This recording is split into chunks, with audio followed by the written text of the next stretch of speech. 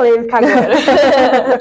O produto industrializado, ele é mais seguro? Então, falar um pouquinho do salame. Queijo Minas artesanal. Eles são realmente seguros? Eles têm alguma coisa no rótulo de produtos industrializados que pode indicar pra gente quando um alimento é potencialmente probiótico? E tem diferença entre probiótico e prebiótico. Os micro-organismos capazes de transmitir doenças para as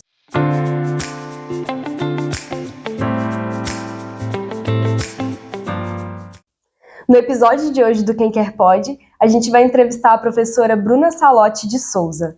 A Bruna é médica veterinária, com mestrado em Medicina Veterinária Preventiva e doutora em Engenharia de Ciências de Alimentos pela Unesp. E atualmente ela é professora do Departamento de Tecnologia e Inspeção de Produtos de Origem Animal da Escola de Veterinária da UFMG. Ela tem experiência na área de qualidade microbiológica de alimentos e processamento tecnológico de alimentos, sendo a sua principal linha de pesquisa está relacionada com o estudo de micro-organismos potencialmente probióticos.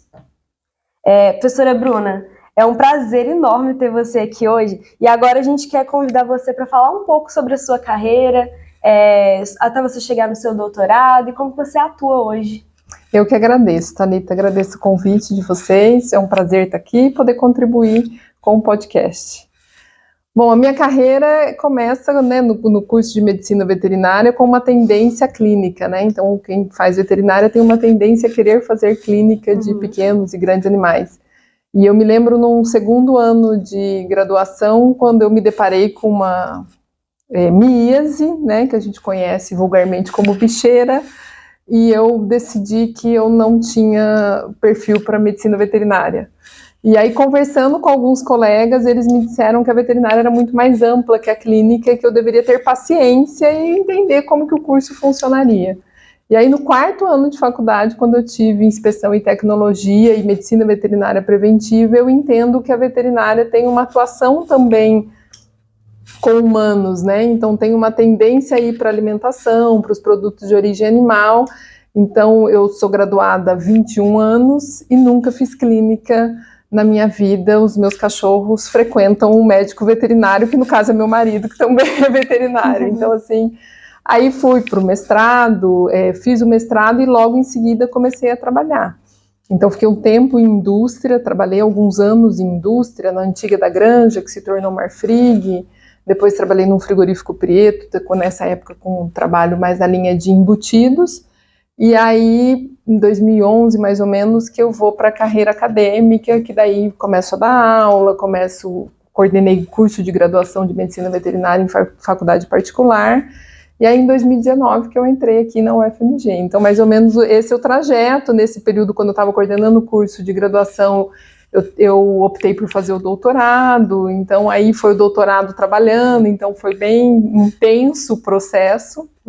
E aí terminei o doutorado em 2018, 2019 eu entrei aqui na UFMG. Legal. O doutorado foi a cereja do bolo para trabalhar com alimentos, né? Foi, porque daí foi na engenharia de alimentos. Então aí você sai daquele mundo só do produto de origem animal e você vai para uma bioquímica muito mais aprofundada, né? Então aí é um processo bem interessante. Legal.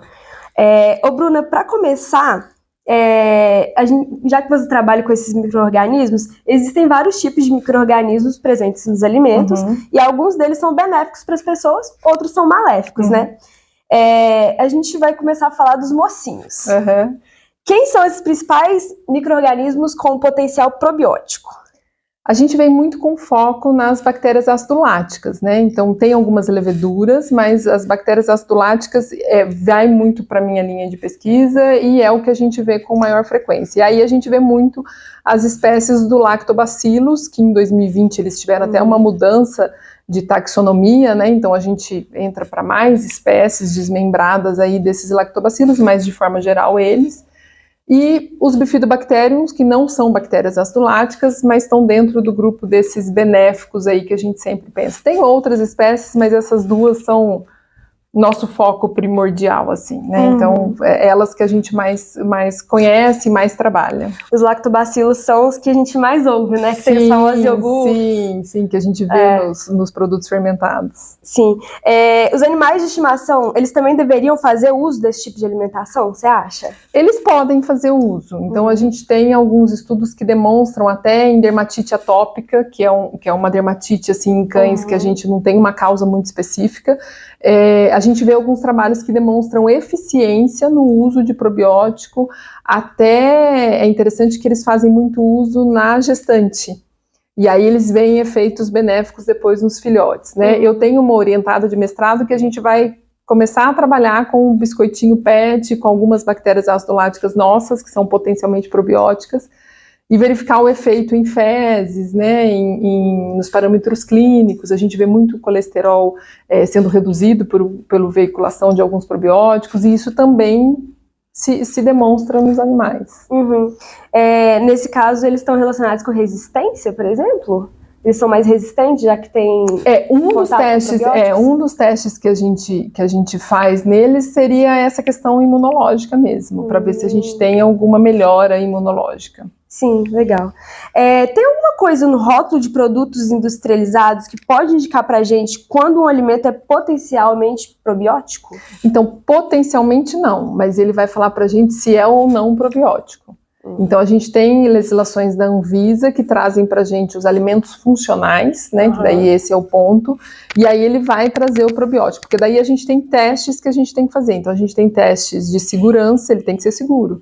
Então, essas bactérias do grupo, né, pensando na espécie Lactobacillus, elas são reconhecidas como GRAS, né, então geralmente reconhecidas como seguras. Então, elas têm uma tendência a serem seguras.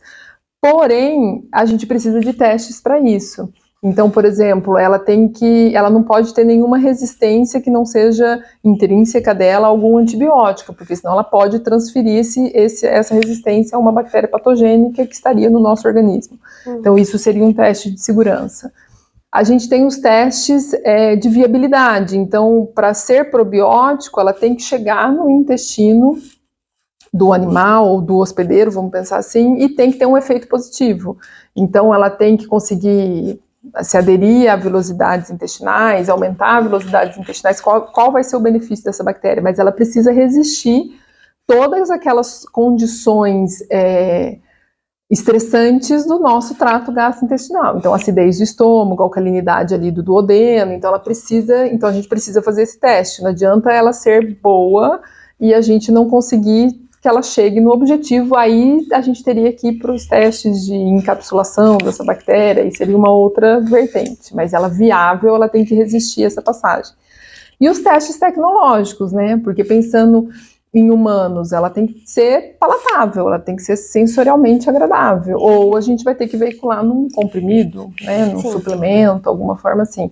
Então, passado esses testes que a Anvisa tem legislações específicas que estabelece pra gente, aí é permitido que a gente coloque naquele rótulo que aquele produto é probiótico. Então, ele ou é probiótico ou ele não é probiótico. Tem que estar muito claro para o consumidor. Muito claro para o consumidor. Certo. E tem diferença entre probiótico e prebiótico, né? Tem diferença. O probiótico é um micro-organismo. O prebiótico, ele vem como algum componente que auxilia esse micro-organismo.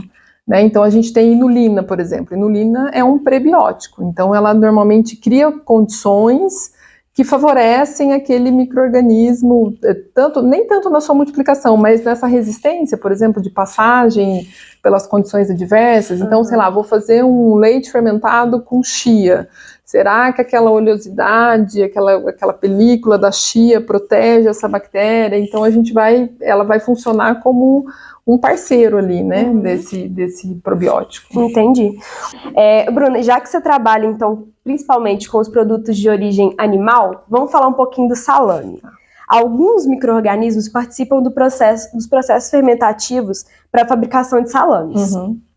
A senhora poderia explicar qual seria esse processo fermentativo e o que ele pode contribuir para os produtos em relação ao sabor e conservação, por exemplo? Então, para esses produtos fermentados de forma geral, essas bactérias elas são adicionadas pensando no desenvolvimento de sabor e dessas características tecnológicas. Então, o salame é um produto como queijo que a gente quer perder a umidade, né? E aí a gente tem um processo de cura, né? De maturação que vai ocorrer ali ao longo do tempo. Então, a adição de bactérias, e aí nesse caso, no salame, normalmente são bactérias ácido-láticas, elas nem são probióticas. A gente tem alguns testes que demonstram a aplicação de bactérias probióticas, mas essas são bactérias que acidificam o meio. E aí o processo, inicialmente, vai ser um processo interessante para a gente na queda de pH inicial desse salame numa pré-cura. Então ele tem uma queda de pH que tem uma criação de um ambiente não favorável a uma bactéria patogênica e auxilia a multiplicação dessas bactérias ácido-láticas, que normalmente a gente usa culturas comerciais para isso. E aí, com o passar do tempo, a gente tem, no caso do salame ainda, o desenvolvimento de um mofo externo, que a gente chama de mofo branco, mas ele não é muito branquinho não, ele é meio um verdinho claro, que vai degradar esse ácido lático que as bactérias ácido-láticas produziram. Então, elas metabolizam esse açúcar, que a gente pode usar uma maltodestrina, tem salame que usa até leite desnatado na formulação, então ele vai metabolizar essa lactose, produzir ácido lático, acidifica o meio. E o mofo degrada esse ácido lático e vai aumentando um pouquinho o pH para chegar nesse ponto que sensorialmente é agradável para a gente no consumo. Né? Aí pensar numa possibilidade de um salame com uma bactéria probiótica seria ótimo, né? Então a gente conseguiria pensar nessa possibilidade de veiculação. Muito legal. Falando aí, eu fiquei até impressionada de você falar que alguns usam leite, né? Como açúcar. Sim. Que é usado para fermentação. Pegando o gancho do leite, quando a gente faz iogurte natural caseiro, os micro-organismos que estão presentes naquele copinho de iogurte que a gente usa, eles estão vivos. Que cuidado que a gente deve ter para fabricar esse tipo de produto em casa? O que a gente tem, assim, a gente tem legislações do Ministério da Agricultura, pensando no leite, no produto de origem animal, que vai estabelecer leites fermentados. Então, o que é um leite fermentado, o que é um coalhado, o que é um iogurte, cada produto tem a sua legislação específica. O iogurte em si, ele tem que ter obrigatoriamente 2 bactérias ácido-láticas, que é o Lactobacillus bulgaricus e o Streptococcus thermophilus, porque eles vão funcionar um auxiliando o desenvolvimento do outro. Então, um acidifica o meio, auxilia a multiplicação do outro. Quando a gente chama de iogurte, a gente fala que essas bactérias têm que estar ativas, viáveis e abundantes no produto. É diferente do probiótico, que a gente falou que ela tem que tem que resistir à passagem do trato gastrointestinal. O iogurte não. A hora que eu abro aquele copinho, elas têm que estar viáveis, ativas e abundantes ali no copinho. Por isso que a gente faz um processo de fermentação na indústria e aí a gente refrigera. Porque a refrigeração faz com que pare a multiplicação delas, mas a gente não inativa, não mata essas bactérias. Quando a gente abre para o consumo, elas estão ali. Quando a gente vai fazer um leite fermentado, aí a gente pode adicionar outras bactérias ácido-láticas. Então, dependendo do produto, é um grupo ali de bactérias que a legislação exige que a gente use. Então, esse é o ponto. Quando a gente faz em casa, a gente tem a possibilidade de usar aquele iogurte comercial como base. Então, a gente adiciona ele como uma cultura inicial para ele fazer um processo fermentativo. A gente faz isso em aula, os alunos adoram, porque fica um iogurte super gostoso. Mas eu posso fazer como uma coalhada. Então, a coalhada eu deixaria o leite lá fazendo um processo de acidificação natural. Então, a coalhada, pela legislação, são bactérias mesofílicas, que vão se multiplicar naquele ambiente. Então, aquelas bactérias que se multiplicam entre 35 e 37 graus, mas eu não sei quem são. Né, que daí vem numa vertente, por exemplo, de alguns produtos que o próprio kefir, quando ele é feito em casa, a gente não sabe muito bem quais são aqueles grupos de bactérias que estão ali, porque a gente deixa um processo fermentativo acontecendo naturalmente. Mas o importante é que elas estejam ali viáveis, ativas e abundantes no nosso consumo. Se você faz em casa, então, e você está fazendo em condições de higiene boas, você está reproduzindo o que estava dentro daquele iogurte. Você está ativando de novo aquelas bactérias num ambiente bom para elas. Num ambiente favorável para elas. Porque o bom é que essas bactérias ácido-láticas, elas vão acidificar o meio e acaba impedindo a multiplicação de uma patogênica. Então, isso é super favorável para a gente. Os queijos. Queijo Minas artesanal, eles são realmente seguros? Eles têm alguma legislação para garantir essa segurança? Como é que funciona isso? Tem. Aqui no estado de Minas Gerais, isso é muito mais evoluído, né? Então, a gente tem A legislação federal nos permite fazer queijo a partir de leite cru, quer dizer, aquele leite sem tratamento térmico nenhum, com uma maturação de 60 dias. Aí a legislação, o nosso regulamento base ali da inspeção, fala que esse período pode ser reduzido desde que mediante estudos científicos. A fiscalização estadual aqui do estado de Minas Gerais, que é o IMA, estabelece um período mínimo de maturação de 22 dias, porque se a gente for pensar no leite cru sem tratamento térmico nenhum, ele saiu direto da glândula mamária ali daquela fêmea, e eu não tenho um controle microbiológico dele, diferente de quando vai para a indústria, a gente faz uma pasteurização, faz um tratamento de ultra alta temperatura, eu tenho um controle microbiológico. O leite cru em si, eu não consigo ter esse controle. Uhum. Então, o período de maturação faz com que a gente controle essa microbiota. Então, o que normalmente esses produtores usam? Quando a gente chama de QMA, né, queijo Minas artesanal, ele tem uma legislação específica, ele é considerado um patrimônio cultural, então ele usa a base, o que a gente chama de pingo, que é o soro do dia anterior. Então, o soro que o queijo do dia anterior gerou, cheio de bactérias ácido láticas, ele é adicionado no leite para fazer a massa daquele próximo queijo do outro dia, e assim sucessivamente. Então, você tem uma cultura inicial. E esse período de maturação faz com que a gente tem alguns alunos que trabalham muito com estudo relacionado a isso, a gente vê uma redução de bactérias patogênicas depois de um período e um aumento de bactérias ácido-láticas. E depois essas bactérias ácido-láticas, elas estabilizam. Mas isso faz com que a gente crie um ambiente mais ácido e que impossibilita a presença dessa bactéria patogênica. Então, a maturação é um ponto importante para a gente por segurança ali nesse processo. Legal, legal. Quando a gente fala de queijos floridos, queijos mofados, eles são seguros para a gente consumir? Que cuidado que a gente tem que ter em casa com esses queijos depois que a gente compra? Ou também na hora de comprar, né? Sim, o queijo, o ponto do queijo aí nesse processo de maturação, muitos deles vão ter aquele desenvolvimento também do mofo, assim como é o caso do salame. Então, hoje tem tido há alguns anos essa moda dos queijos floridos, que são esses queijos com os mofos. O grande cuidado que a gente tem que ter são as aflatoxinas, né? Que é aquela mesma micotoxina que a gente fala lá dos amendoins, que a gente tem que ter cuidado, a gente também tem que ter cuidado nesse processo. Então, é o fato da gente, veterinário tem muito isso, né? Tem que consumir produto que tenha selo de inspeção, porque daí te dá a segurança de que tem um profissional ali garantindo a segurança daquele produto. Então, um dos pontos principais nossos é o consumo de produtos que tem ou fiscalização municipal, ou estadual, ou a federal. Então, o selo é um bom indicativo de qualidade. O selo é um bom indicativo de qualidade. Legal. Professora, está em alta a fabricação dos pães de fermentação natural. Nesse tipo de produto, as leveduras estão presentes? Sim. E a gente precisa, então a gente não precisa adicionar elas, certo? Não, porque daí no processo de fermentação natural, a grande chave é essa, né? Você faz adição, eu nunca fiz, né? Mas eu tenho alguns colegas que são muito adeptos à fermentação natural e a gente vê no processo adição de farinha e da água. E a gente espera, a gente vê muita presença das leveduras, mas alguns trabalhos mostram também presença de bactérias ácido-láticas ali. Então elas vão fazendo a degradação dessa glicose, do próprio amido, né? E a gente vai tendo um processo fermentativo. Por isso que ele é chamado também de fermentação lenta, né? Porque o processo é mais demorado de fermentação. Eu já vi que tem algumas pessoas que usam aquela massa-mãe ou levain. Você explica pra gente como é que funciona isso? Esse princípio do soro do queijo, né? Então você tem uma base, então vamos pensar, você tem uma cultura mãe ali, né? Então alguém te deu aquela base daquela fermentação, então isso ajudaria no processo de acelerar o processo fermentativo, se a gente puder pensar assim. Porque daí você vai misturar uma microbiota que já tem ali naquela massa inicial, e aí o processo fermentativo, ele volta a acontecer.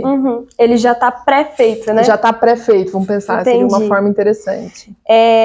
Pelo que você está dizendo, então, os pães de fermentação natural, eles geralmente passam por um longo período de fermentação, né? Sim. Eles teriam um menor índice glicêmico devido ao consumo dos açúcares pelas leveduras? Existe essa relação? Sim, tem essa relação. Porque eles vão fazer, essas bactérias, o substrato delas é o açúcar. Então, nessas que estão no leite, vai ser a lactose. Nessa do pão, a gente vai ter o amido, vai ter a glicose ali, né? Então, ele vai sendo degradado. Então, tem uma descrição que tem uma redução do índice glicêmico. Em comparação com o pão que não é de fermentação natural. Em pão industrializado, vamos pensar assim, né? Então, seria uma alternativa. Eu sempre fico muito preocupada, Thalita, com milagres, assim, né? Então, a gente tem que pensar, o probiótico é bom, mas não é um milagre.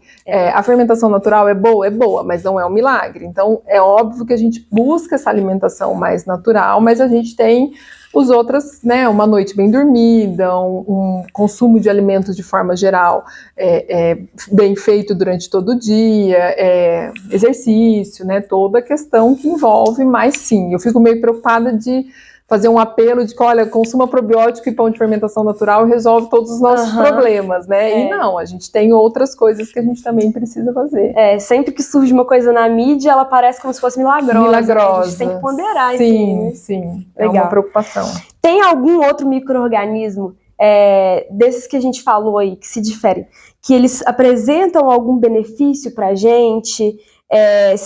Se é interessante a gente consumir algum outro tipo de produto que a gente não conversou aqui hoje?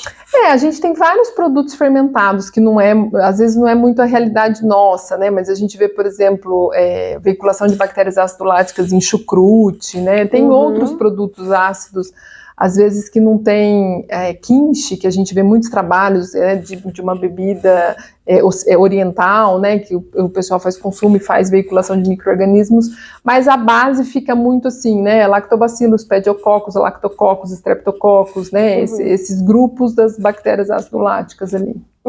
Os principais são esses mesmo, Os principais, né? São os que a gente vai... E a matriz leite é uma matriz muito boa para multiplicação, né, então usar a base alimentar da matriz láctea é muito interessante, ajuda muito na multiplicação desses micro-organismos, por isso que o leite vem tão veiculado.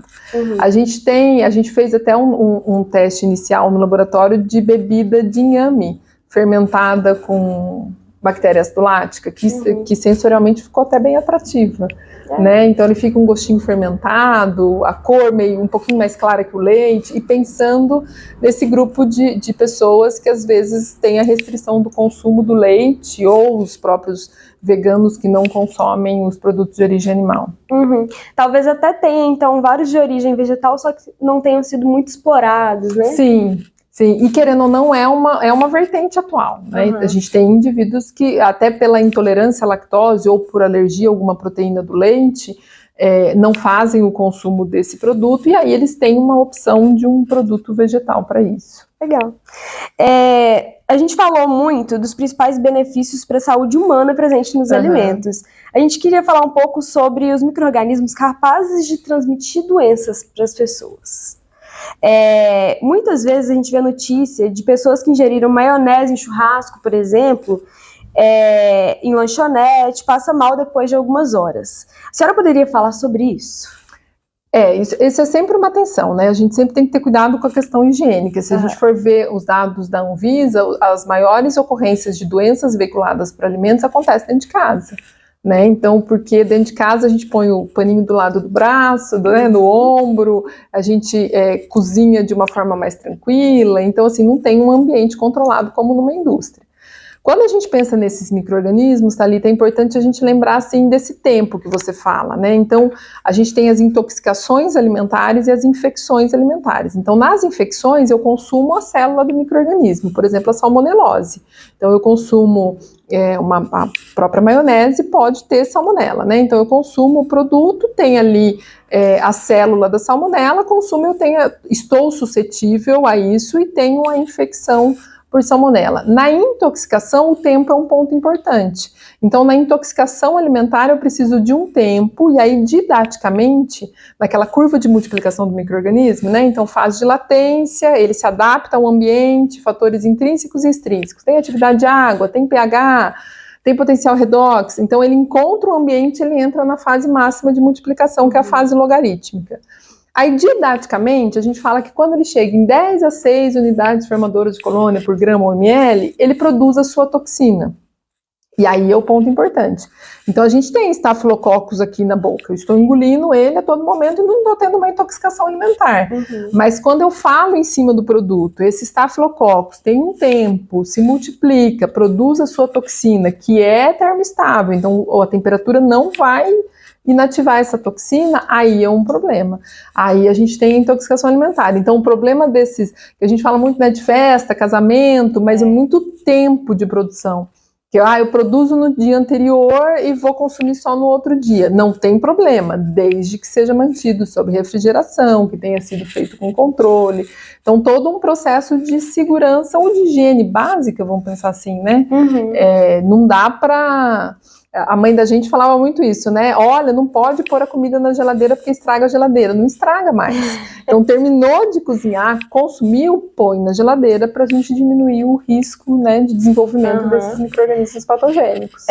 No interior a gente tinha muito, né? Aqueles casamentos que fazia aquelas mesas longas, aí colocava lá, você fazia de manhã, colocava aquela maionese. Depois aquele monte de gente passava mal, né? Eu sempre dou o exemplo do self-service. Então, todo mundo está conversando em cima da comida, mas ninguém está tendo uma intoxicação alimentar, porque o fluxo é muito rápido. Né? Hoje tem alguns self-service que ainda tem uma estrutura de vidro, né, que protege ali a comida. Mas logo você repõe a comida também. E é muito rápido o processo. Agora, se a gente deixasse ali um dia, né, naquela temperatura, para depois a pessoa vir consumir, aí a gente poderia ter alguns problemas mais frequentes em self-service.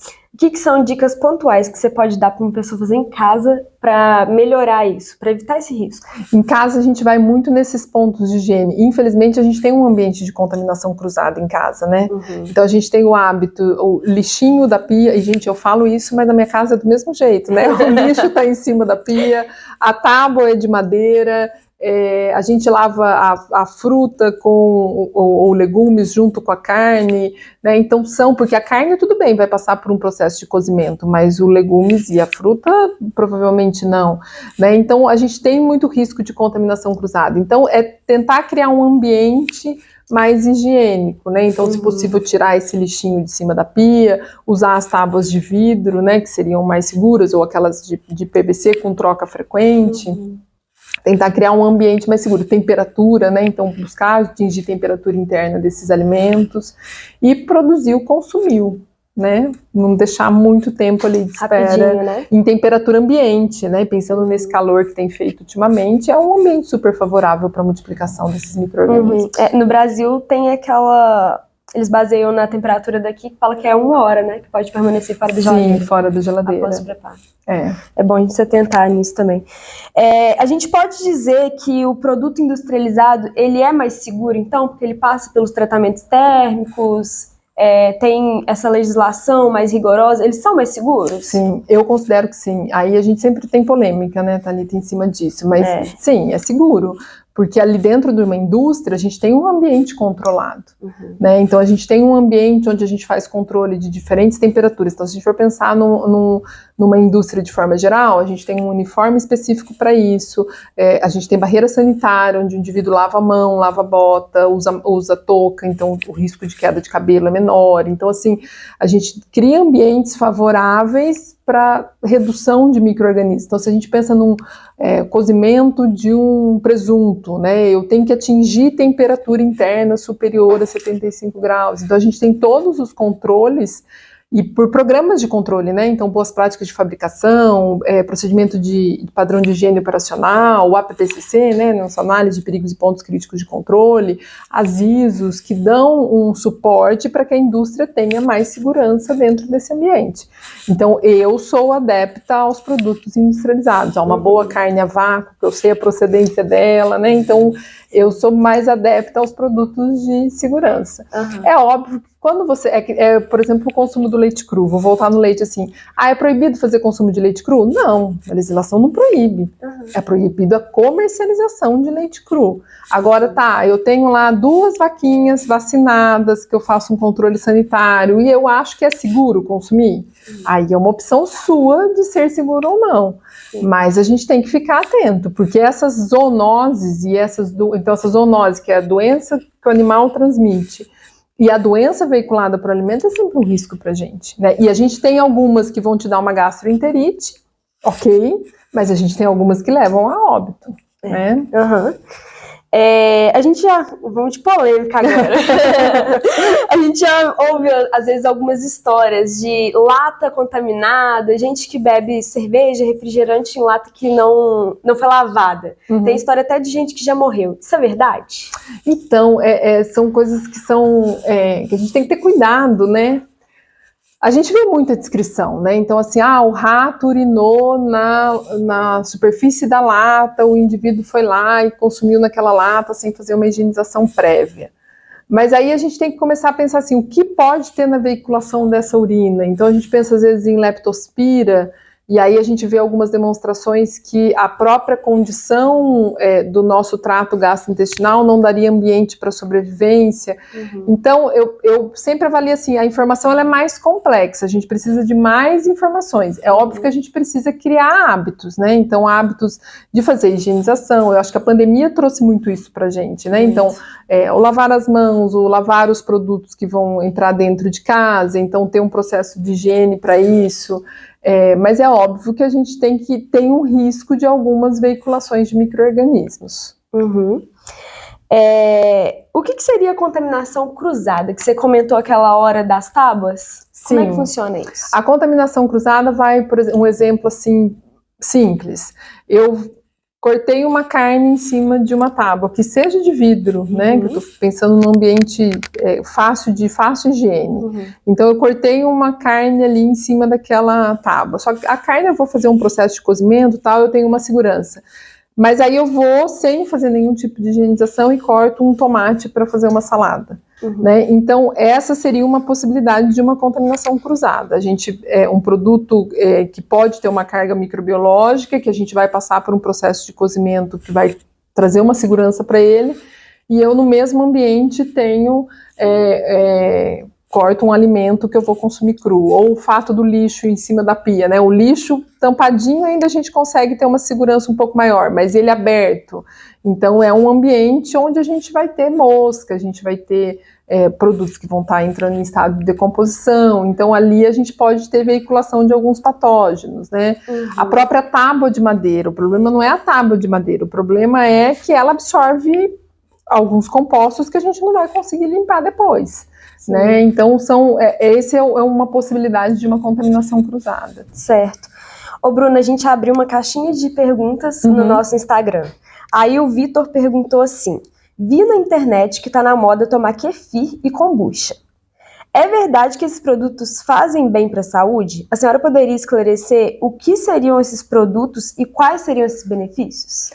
São produtos bem diferentes, né? O kefir, ele vem com a base dos grãos de kefir, que a gente pode veicular água ou leite, e aí a matriz leite sempre entrando naquele ponto positivo, e aí por culturas presentes ali, tanto de leveduras, de bactérias acéticas e de bactérias ácido-láticas, elas vão se multiplicar e fermentar esse produto. Então, se a gente entra em alguns sites que falam sobre o kefir, a gente tem efeitos benéficos sendo demonstrados até numa questão de antiguidade, né, que na época, no Egito, as pessoas consumiam esses produtos fermentados e tinham jovialidade ali durante toda a vida.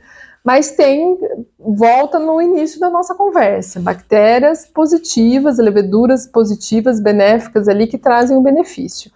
O kombucha, ele já vem com uma base inicial de um chá, né, que é utilizado ali junto no processo fermentativo. Ali a gente dificilmente vai ter bactéria ácido-lática, porque o ambiente já é bem mais ácido, mas a gente tem leveduras, tem bactérias acéticas que vão se multiplicar ali naquele ambiente. O kombucha, ele não tem uma legislação que descreva ele como probiótico, apesar de muitos rótulos trazerem essa informação. O que a gente tem que entender é que são produtos que vão ter um processo fermentativo por bactérias ou por leveduras. E aí eu vejo muitas pessoas assim, eu tinha um problema de intestino preso, consumi esses produtos, estou ótimo agora. E aí eu sempre chamo a atenção assim, será que está tudo bem ou será que você está com o intestino inflamado? Porque o consumo excessivo é um problema. Eu vou dar um exemplo de marca comercial, eu relutei em falar, mas eu vou ter que falar. O Yakult tem a sua dose diária de saúde. Por que o Yakult não fez litrão? A gente viu muito leite fermentado hoje de litro. Ele manteve, porque é aquela dose. Então, o ponto do probiótico que a gente acabou não falando é assim, não é consumir uma vez na semana, ele tem que ser consumido todos os dias. Então, porque ele tem um efeito do consumo diário. E aí a gente tem que ter cuidado, porque a gente fala em uma dose terapêutica de 10 a 8, 10 a 9 UFC por ml. Então, pensando em micro-organismos, nós estamos falando de uma quantidade grande de micro-organismos. Se eu consumir 2 daquele, eu estou consumindo o dobro. Então, às vezes, isso não é que está sendo ruim para mim, mas eu posso estar tendo um processo inflamatório. Então, não são bebidas que não são boas, elas são boas, mas o consumo em excesso, a gente pode ter um processo inflamatório. E hoje se fala muito, né, da inflamação. Então, tem alguns alimentos que podem causar esse tipo de inflamação. A Luana comentou: é verdade que não podemos lavar o ovo para poder guardar ele na geladeira? Ele não precisa ser lavado, né? Porque ele tem a sua película protetora. Então, se a gente lava, eu já vi gente aconselhar até passar álcool, não precisa, porque daí você tira essa barreira protetora ali que a gente vai ter do ovo. E a gente tem que ter atenção, né? As geladeiras antes traziam ovo na porta da geladeira, hoje já são dentro da geladeira, porque a gente tem que ter um ambiente realmente controlado para eles. Mas não há necessidade dessa limpeza externa. Certo. A Sofia fez uma pergunta interessante. Ela falou assim: posso lavar frutas e verduras com água sanitária? A Organização Mundial da Saúde fala pra gente, ela tem uma receitinha para a gente ter uma segurança aí no processo de higiene, né? Então, lavar e aí fazer a aplicação do hipoclorito, né? Para a gente ter tentar reduzir a contaminação que possa ter na superfície desses produtos. Então, tem que ter um controle disso. O que a gente não vê indicação pela Organização Mundial da Saúde seria o vinagre, por exemplo. Mas pensando num ambiente ácido, seria uma possibilidade. Então, a gente precisa encontrar um meio do caminho ali que a gente consiga fazer criar um ambiente seguro. Eu sou muito adepta daqueles que a gente já compra pronto no mercado, sabe? Aqueles produtos já prontos, que daí você consegue deixar ali os 10 minutos de molho, que é o aconselhado, porque não adianta só colocar e tirar, né? Eu tenho que ter um tempo de ação e traria uma segurança maior ali para esse consumo do produto. Então você acha que é melhor usar a solução pronta? Eu acho mais fácil pra gente, né? Porque tem uma descrição da própria água sanitária, mas eu sempre fico muito preocupada com a concentração que as pessoas vão colocar ali. Então, se a gente compra aquele já pronto, já dá indicação pra gente de quantidade. A Graziele perguntou pra gente: em termos de contaminação por micro-organismo, existe diferença entre consumir alimento orgânico e convencional? O alimento orgânico, a gente vem mais para uma questão de não ter nenhum tipo de agrotóxico, né? No caso dos animais, eles não são tratados com antibiótico. Então, a gente tem uma questão natural ali naquele processo. Mas existe um risco. A gente teve alguns anos atrás uma intoxicação, uma ocorrência, né, de uma doença veiculada por alimentos que foi por E. coli O157H7. E as pessoas tinham consumido pepino. E o pepino era de produção orgânica. Isso aconteceu nos Estados Unidos e o pepino tinha sido adubado com esterco, que não é um problema, mas ele tem que ser tratado para isso. E aí o tratamento não tinha sido feito de forma correta, as pessoas não higienizaram de forma correta em casa e aí teve todo um problema que ocorreu nos Estados Unidos. Então, assim, a segurança ela tem que ser para todos. O que a gente pode pensar é que o produto orgânico, em questão de não ter agrotóxico, não ter o risco de veiculação de um antibiótico que pode ocorrer em alguns alimentos, né? Então algumas questões que a gente consegue controlar melhor, mas assim, o que é melhor, os dois são bons, se forem feitos de forma correta, os dois vão ser bons. E o que a gente vê dessa produção sem os produtos orgânicos é de continuidade, né? Então eu me lembro na minha infância, assim, a gente só comia manga numa época do ano. Hoje a gente come manga o ano inteiro. Então a gente teve uma evolução na produção que faz com que a gente tenha continuidade de produção. A agricultura orgânica já faz um controle natural desse processo, que também é super eficiente, mas os dois merecem, não sei se eu respondi ou confundi, mas os dois merecem segurança. Sim. Né? Ô Bruna, tem alguma coisa que a gente esqueceu de falar, que você quer comentar sobre? Acho que não, acho que pensando nos micro-organismos em si, acho que foi um assunto que a gente consegue. Tem muita coisa para falar de micro-organismo, né? Mas eu acho que a gente conseguiu abordar tudo o que precisava. Certo. Você quer deixar alguma dica prática que a gente que pode ajudar os nossos ouvintes a lidar com isso no dia a dia? Eu acho que ter essa segurança com o consumo, né? Então, procurar produtos que vocês saibam a procedência, em locais que vocês conheçam, né? A gente tem muito a busca pelo, eu vou chamar de artesanal, no sentido assim, o que foi feito de uma forma rústica, a gente faz essa valorização, e eu acho que sendo feito de forma segura não é ruim. Mas a gente tem que ter atenção que quando essas empresas vêm com um profissional que está garantindo a segurança desse produto, dá mais um suporte para a gente de uma alimentação segura, né? Porque enquanto, o que a gente falou assim, enquanto a gente fica numa intoxicação alimentar, numa infecção no sentido de, tem uns sinais gastrointestinais, mas estou bem, é uma coisa. Mas a hora que a gente chega no caso da listéria, por exemplo, né, a gente está falando de meningite, meningoencefalite, septicemia, morte, então a gente está falando de sinais clínicos e de ocorrência de doenças que são bem preocupantes. E ter um hábito saudável, né? Então eu acho que a gente vem com essa alimentação saudável, os probióticos são uma tendência, eu gosto desse micro-organismo benéfico, mas também entender que isso faz parte de um comportamento. A gente precisa de hora de sono, a gente precisa de hora de lazer, a gente precisa de exercício, a gente precisa de várias coisas que a alimentação, por fim, vai nos ajudar. Mas não tem, eu também gostaria que tivesse algo milagroso, mas não tem algo que automaticamente me traga saúde. Então, ter cautela, né? É cautela, acho que moderação, né? Os filósofos sempre falaram isso pra gente, moderação. A gente tem que moderar. Verdade. Bruna, a gente agradece imensamente a sua presença aqui hoje. A gente queria saber qual o contato, caso alguém queira fazer algum contato com você, como que funciona se alguém quiser fazer a sua disciplina. A gente tem um Instagram do laboratório que eu coordeno lá na veterinária, que é o @microqualityufmg. Lá a gente posta a gente está trabalhando com a rotina de publicação, mas posta algumas atividades que a gente faz lá no laboratório. As disciplinas que eu ofereço disciplinas na ciência animal, lá na veterinária, e eu tenho uma disciplina aqui na farmácia, na ciência de alimentos, que é a tecnologia de produtos de origem animal. E na veterinária a gente tem disciplinas de probióticos, a gente tem de qualidade do leite, que é um tema interessante para a gente conversar, né? Porque o leite, coitadinho, ele fica tão marginalizado, a gente precisa falar que ele é bom. Mas são essas as disciplinas e onde vocês me encontram, né? Certo. Muito obrigada a todo mundo que ouviu a gente hoje no Quem Quer Pode. Espero que vocês tenham gostado e aprendido muito com a gente hoje.